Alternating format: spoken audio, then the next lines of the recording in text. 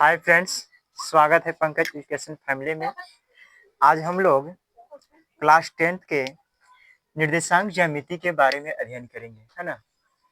जो आपके परीक्षा के दृष्टिकोण से बहुत इंपॉर्टेंट होने वाला है। ये आपको एग्जाम में 10 से 15 नंबर का आएगा। निर्देशांक ज्यामिति को इंग्लिश में हम लोग कोऑर्डिनेट ज्योमेट्री भी बोलते हैं। कोऑर्डिनेट ज्योमेट्री ज्योमेट्री बोलते हैं, है ना। निर्देशांक ज्यामिति को कोऑर्डिनेट ज्योमेट्री भी बोलते हैं। कहने का मतलब है कि निर्देशांक ज्यामिति में हम लोग अक्ष के बारे में पढ़ेंगे, है ना। अक्ष के बारे में पढ़ेंगे। इसमें दो अक्ष का अध्ययन करते हैं हम लोग, जो 2D शेप में अभी हम लोग 10th में पढ़ेंगे, है ना। 2D शेप में रहता है। देखिएगा, ऊपर वाला को जो खड़ा रहता है उसको y अक्ष बोलते हैं। जो खड़ा रहता है उसे y अक्ष, और जो पड़ा रहता है उसे x अक्ष बोलते हैं, है ना। जो जो पड़ा रहे उसे x अक्ष, और जो खड़ा रहे उसे y अक्ष बोलते हैं। ठीक है, अब देखिएगा, इसको बोलेंगे y अक्ष, इसको x अक्ष, और ये हो जाएगा y डैश, और ये हो जाएगा x डैश, है ना। इसमें यहाँ से हर साल परीक्षा में पूछता है, एक बहुत इंपॉर्टेंट क्वेश्चन यहाँ से बनेगा। हर बार पूछता है कि कौन कौन से चतुर्थांश में है। तो देखिए, ये वाला को बोलते हैं प्रथम चतुर्थांश। प्रथम चतुर्थांश, है ना, इसको बोलते हैं प्रथम चतुर्थांश, या इसको इंग्लिश में कहें तो फर्स्ट टर्म बोलते हैं, या चतुर्थांश की जगह पाद बोलते हैं। प्रथम पाद भी इसको बोल सकते हैं, है ना। इसको बोलेंगे द्वितीय चतुर्थांश। द्वितीय चतुर्थांश, है ना, चतुर्थांश, इसको द्वितीय चतुर्थांश बोलते हैं। इसको बोलते हैं तृतीय चतुर्थांश। तृतीय चतुर्थांश, है ना। इसको बोलेंगे चतुर्थ चतुर्थांश। चतुर्थ चतुर्थांश, चतुर्थ चतुर्थांश, चतुर्थ चतुर्थांश, है ना। ये याद रखिएगा, इसमें जो होता है प्रथम चतुर्थांश में, यहां से बहुत इंपॉर्टेंट क्वेश्चन बनेगा। प्रथम चतुर्थांश में ऑल पॉजिटिव होते हैं। ऑल क्या होते हैं? पॉजिटिव होते हैं। ऑल पॉजिटिव होते हैं, है ना। द्वितीय चतुर्थांश में, द्वितीय चतुर्थांश में एक नेगेटिव और एक पॉजिटिव होता है ना। और तृतीय चतुर्थांश में इसमें एक्स और वाई दोनों पॉजिटिव होते हैं। दोनों पॉजिटिव होते हैं। और तृतीय चतुर्थांश में एक्स और वाई दोनों निगेटिव होते हैं। और चतुर्थ चतुर्थांश की अगर हम बात करें तो एक्स पॉजिटिव और वाई नेगेटिव होता है ना। ये याद रखिएगा कि एक्स अक्ष को भुज कहते हैं। एक्स अक्ष को क्या कहेंगे? भुज कहेंगे। एक्स अक्ष को भुज कहते हैं। और वाई अक्ष को कोटि कहते हैं। वाई अक्ष को कोटि कहते हैं, है ना। पूछा था एग्जाम में कि बताइए एक्स अक्ष को क्या कहेंगे? एक्स अक्ष को क्या कहते हैं? क्या कहते हैं, है ना, क्या कहते हैं? तो एक्स अक्ष को भुज कहते हैं। और वाई अक्ष की बात करें तो वाई अक्ष को कोटि कहते हैं, है ना।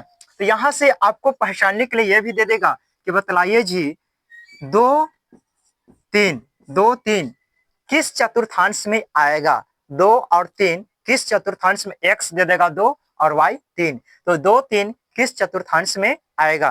तो ये जो है देखिएगा, ये भी पॉजिटिव है, x भी पॉजिटिव और y भी पॉजिटिव। तो ये x पॉजिटिव किस में होगा, है ना।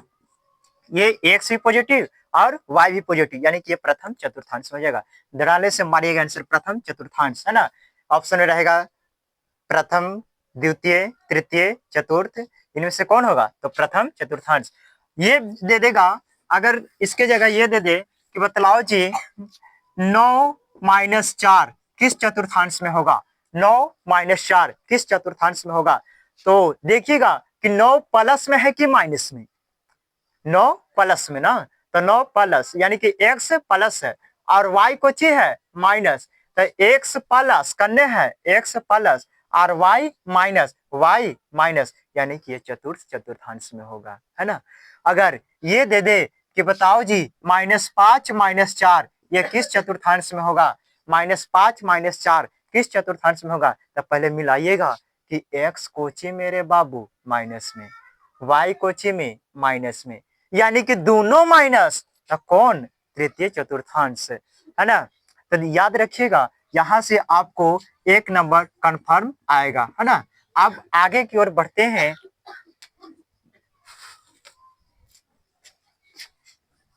यहां से आप देखिएगा आपको डिस्टेंस फार्मूला निकालने के लिए कहेगा, है ना, डिस्टेंस फार्मूला निकालने के लिए कहेगा। और हाँ, एक बात और याद रखिएगा, मूल बिंदु का नियामक जो है वो 0 0 होता है ना। मूल बिंदु का नियामक 0 0 होता है ना।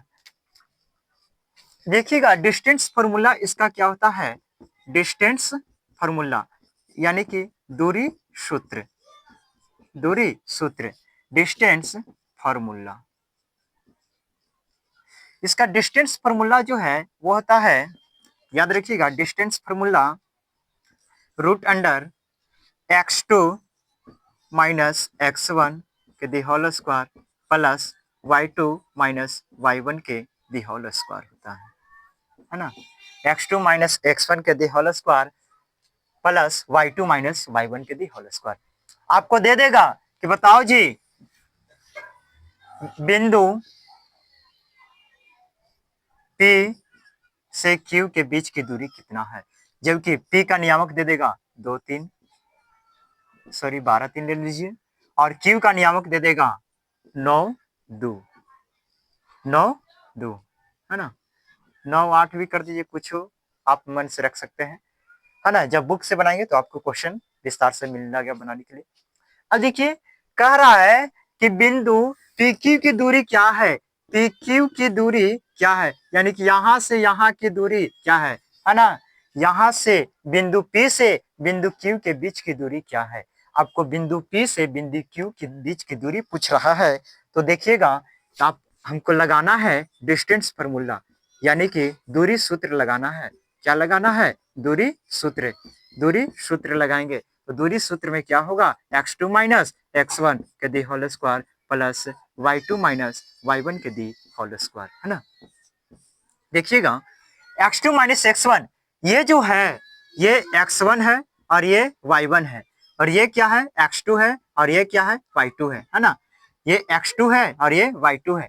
अब देखिएगा x2 माइनस x1, तो x2 कौन है, 9 है, x2 9 है और x1 कौन है, 12 है। तो लिखेंगे रूट दे के लिखेंगे कि x2 की जगह कितना लिखेंगे 9 माइनस x1 कितना है 12, x1 कितना है 12, है ना, के the whole square plus y2 minus y1, तो y2 कितना है 8, y2 कितना है 8, तो लिख लेंगे 8 माइनस y1 कितना है, y1 है 3, y1 है 3 के दी होल स्क्वायर बराबर लिखेंगे।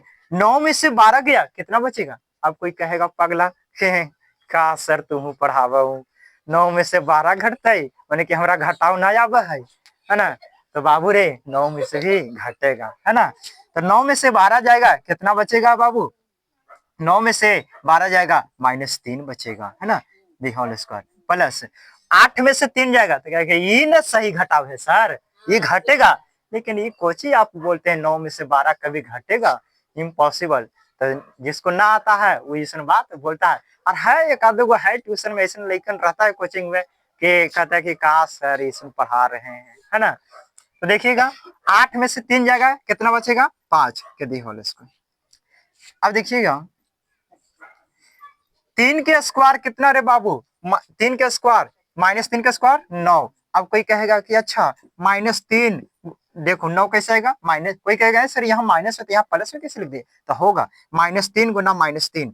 तो देखिए पहले भी चिन्ह का गुना करेंगे, माइनस गुना माइनस कितना हो जाएगा प्लस, और 3 तिया 9 यानी कि 9 प्लस। अब देखिए 5 के स्क्वायर कितना होगा 25, 5 के स्क्वायर 25, तो जोड़िएंगे 9 प्लस 25 रूट 9 प्लस 25 कितना हो जाएगा, रूट कितना हो जाएगा 34। इसको इकाई मान लीजिए, अगर कुछ ना दिया हो तो इकाई मान लीजिए, इतना इकाई, है ना। तो ये बहुत आसान था, है ना।